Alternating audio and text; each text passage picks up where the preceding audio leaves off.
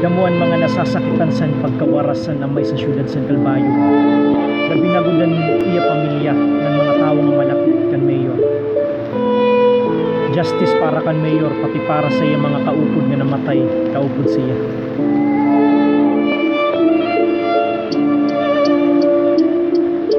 Anano ba ini sa Calbayog natatabo? Duhanan namun na mayor ang tumuro ang dugo. Nano ban rason negosyo, kwarta o politika nga kinahanglan may ada kinabuhi nga mawara. Nano ba sugad na laba talaga sinipermi ang may hingyap nga maupay tatanggalan kinabuhi diri patapusan pandemya nga ginaatubang. Tapos tigda-tigda na lang kami dayon mawawadasan maupay nga labang amay sa namang syudad. Nagtatangis kami kinano nga naging sugad.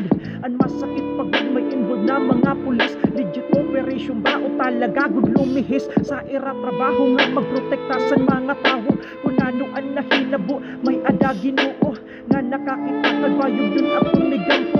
Kamatuuran gumawas nga diri mahitago. Gan kung tamahiudan nagadini nga pamatay kay tawagon nga Calbayogan Calbayog diri angay an hustisya makuha sa pamilya sa manag kamatay. Kay an mawad ang kapamilya diri haro mamaya may san among syudad. Kung nain ka man yan na damo nga salamat dito san Calbayog palangga. Bisan wara ka na diri ka makakalitan kung to san Calbayog maupay nimo nga ginataman.